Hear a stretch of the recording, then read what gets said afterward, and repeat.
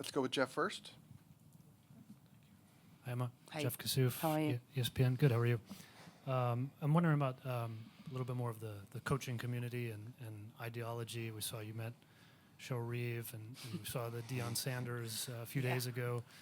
When you get those moments, and they're pretty brief, what do you try to extract from those from coaches in even other sports? And what do you try to maybe give back or give off? Nothing really, just support. Just support. Coaches understand coaches no matter what sport it is. I got more time with Coach Reeves at the arena, so we had a lengthy chat around, why they do a shootout on game day. Shoot around. Sorry. Yeah. Sorry. A shoot around, because obviously in football we don't train on the day of a game, but the hectic schedule and the game accumulation in their sport and the importance of the fine margins, something I always place a lot of importance on. But also watching her coach, that was really enjoyable, watching her lead. And all I kept thinking was, I'd love to be able to coach in this area. You don't have to use your voice. And I noticed with the mic that was sat next to me during the game the other day, my mother even reported that she could hear me all the way back in England. In basketball, it's very easy to be able to coach with people in close proximity. When you coach in a football pitch, you have to be really loud, and you don't get plays like you do American football, where you get even more organised time. So just taking little pointers, to be honest with you, and I've always been a fan of American sports, so this isn't new for me. I remember when we were coming to Denver, Hyfe and I had a conversation. He said, I don't know what it was. I was like, that's his home, Coach Prime. Please, can you get him there? So this has been a whirlwind tour for me, and one that I'm thoroughly enjoying at the minute. Lakin up front. Thanks. Hey, Emma, Lakin Lippman, Fox Sports. I know in Colorado you were asked a lot about Lindsay, and you talked a lot about Lindsay, but I think one of the things you said was she's highly motivated to lead the team and make sure the right building blocks are in place. I was wondering if you could give some examples as it pertains to the principles you're trying to instill of what she's doing. First of all, Lindsay's played at the highest level on a consistent basis, not just for country, but for club. We talk about the value of the Champions League and what we've learned as players and coaches. And those exposures, those tactical exposures, give you something different. I've spoken about this before. Different competition exposes you to different things. So in Europe, it's natural a player like Lindsay is exposed to more of those different situations, more diversity of games. And the difference is, they really, really are different. You could play a Paris Saint-Germain, who are a man-for-man marking system anywhere, versus, a German team who have very, very, clear ideas on their mid-block principles. They're really, really distinctly different. You could face that from a Wednesday to a Saturday in a way that you wouldn't maybe just in your domestic league. So I value her experiences, and she is very thoughtful and really wants to do the best things for the team. And I've only had limited time with her, but I found every one of our interactions to be quality. So, I value her input. Anyone? We got some online. We can go there. Do you have one, Meg? Yeah, go ahead. Yeah, go ahead. Hi, Emma. Hey. Just in terms of Alyssa Nair missing out on this camp with injury, what have you seen from the goalkeeping pool? Jane Campbell getting 90 minutes. Do you think we're going to see a change for this game so that way you can evaluate someone else in game minutes? Yes, we're going to see a change. I think it's important that we see a lot of changes, to be honest with you, because, as I've explained already, training has been teaching us as to play as us, and that's been every single player. So even though there'll be lots of changes in this game, I feel confident that everybody's been training as us, therefore it's just translating into the game. But I think it's important to manage expectations, because while we are building off of our first game as a whole group, some people are going to get their first exposure to that tomorrow. The connections might be different. So those reference points might start again first before we can build to the next place. But I believe it's essential because we need a squad to select first in the Olympics. So I need to know where everybody's at within that in terms of their understanding, then their application, because I've learned from many of them, sometimes as they're processing it all week, maybe their training hasn't been at the level that they want because they're processing so much. And then they're getting into the game and they're like, I've got it. Same has to be said for players who might not have got a start the other day. They need the opportunity to do that. But I think I stick with what I've said all along. This is a process. We focus on the steps to get us there. I expect there will be bumps again tomorrow. My job is to close the gap on that on the end of this camp. But I want everybody to feel valued and feel that they have, the opportunity to express themselves. So expect multiple changes. All right, let's go online to Glenn Crooks. Go ahead, Glenn. Thank you, Aaron. Hi, Emma. Hello. Kind of sticking on that subject, one of the things you said after the match, we stuck to structures and the coaching, being able to play the way we did is really exciting. I'm wondering exactly what specific part of the game really impressed you, considering the challenge of the limited amount of time, on-field time that you've had with them. I think there are probably less bumps than I anticipated. I thought it would be a little more transactional, more transitional, because you can't go from one extreme to the other. And we want to control the game. So for us to have the level of control in the way that we did surprised me. Probably the first thing. The team know what I expect going into the second game. We've worked through the areas of improvement. So I'll answer that at the end of the next press conference to see if they actually happened. Because, of course, we're playing an opponent and I'm not going to make it easy for them. But it was the application of everything we'd done. Like I said, it's a step-by-step process of exposing the players to the information, overloading their brain, them comprehending that and then applying that. And I could see lots of little different things happening from an individual, a unit, a team perspective that was impressive, but we'd be here all night, trust you me, so I won't go there. We'll go to staff after we go to Jonathan. Go ahead, Jonathan. Thanks, Aaron. Can you hear me all right? Yes, sir. Yeah. I want to ask Emma another question about the goalkeepers, if you don't mind. With Alyssa not here, do you think you'll have seen enough between these two games and what you have of Alyssa on film to make the decision that you want to make when that time comes? Do you think you'll have enough evidence? I don't have a choice. That's the only time I have. So I don't worry about the things I can't control. I know exactly who Alyssa Nair is and been an established world-class goalkeeper for a number of years. An injury prevented her from being here. If she wasn't injured, she for sure would be in this camp. Appreciate it. Thanks. You're welcome. Hi, Coach. Obviously, the training camp portion is over with the training players, but I wanted to ask about Croy Bethune. Just wondering, in the limited time that you got, what was your evaluation of seeing her with, the team in that environment? And did notice in training, obviously just 15 minutes, but she wasn't quite as involved as just managing a player who's had a lot of heavy minutes on her legs for her club.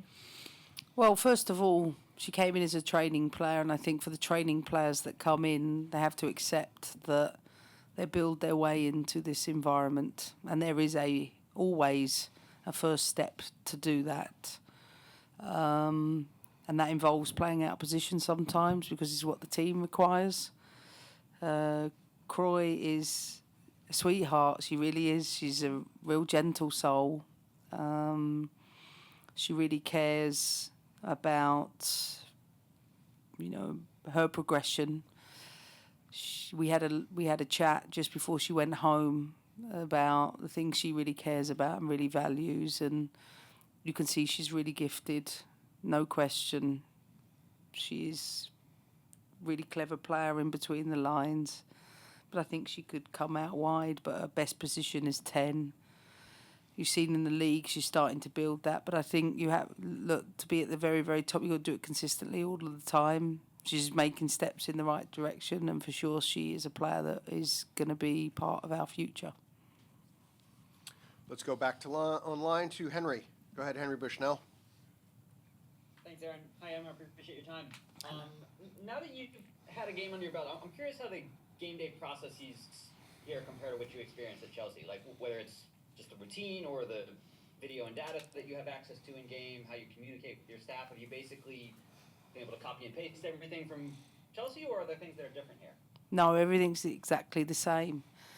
As I've said, inside our environment, it feels like I'm a heart surgeon in the middle of emergency surgery, and not because anything is drastically wrong, but the reality is it's really, really hard for me to be on the wards or on the clinics and teaching everyone and do surgery at the same time with such a limited amount of time. So the core of my work this week is teaching the team as much as possible. My next objective is to make sure everything around the team and everybody that's involved in that gets the chance to understand that at a deeper level. Like, I have prioritised my objectives this week, getting to know the players, teaching the methodology, and once we leave camp, between now and the next camp, it's about bringing everybody up to that level where everybody can do the surgery, if you know what I mean. For now, they just need to make sure my hair's tucked in. Go ahead. Hi, I'm Leslie Ryder, Galpel Sports. Just wanted to ask you about what the experience has been like, just coming together as a team with everybody kind of coming into it new under what must be immense pressure. Well, I've had individual meetings with almost everyone bar, I think, 2 players, which I will do after dinner tonight. So the feedback from the players in and around their experiences have been probably the messages I expected to hear. I never want to hear what I want to hear anyway. I just want people to be honest, and everybody feels refreshed and energised, but also, as you say, in this country, locked in to the process and very, very committed to that. And it's a really bright bunch of women that grasp things in such a way, and I honestly put this down to the legacy of the programme.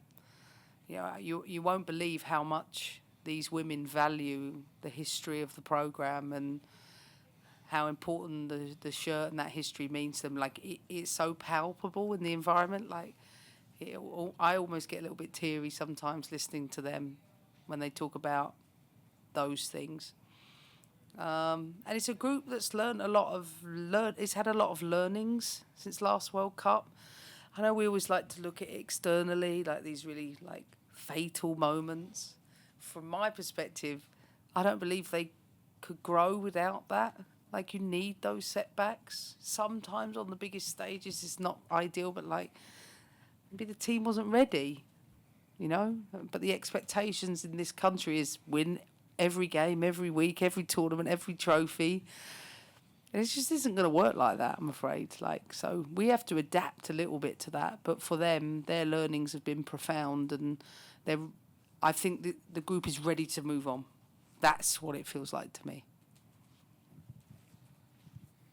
Hi, I'm Jeff Reuter with The Athletic. As you're going about the process of assessing for that 18-player squad for the Olympics and finding partnerships, how does the role of playing the same opponent twice in this window play into your decision-making? I think playing the same opponent's great from a tactical perspective, because it allows for us to share with the team the adaptations you can make, knowing that the opponent will, of course, always change something. I don't think they will do the same thing twice. But having studied what they do, sometimes the implementation of those adaptations you can't do all at once. So being able to chunk it from game 1 to game 2 is really, really great. But also to drop things in during the game, which I was doing in the second half the other day, which was so much fun. That's where I come alive as a coach, to be able to say, remember those things I mentioned but we didn't train? they're happening. Can you execute them? And then the team executes them. Then we see it, we review it, we reflect on it. Then we put it in action again in training. Then we put it in action in the game. So, for me, that's a plus.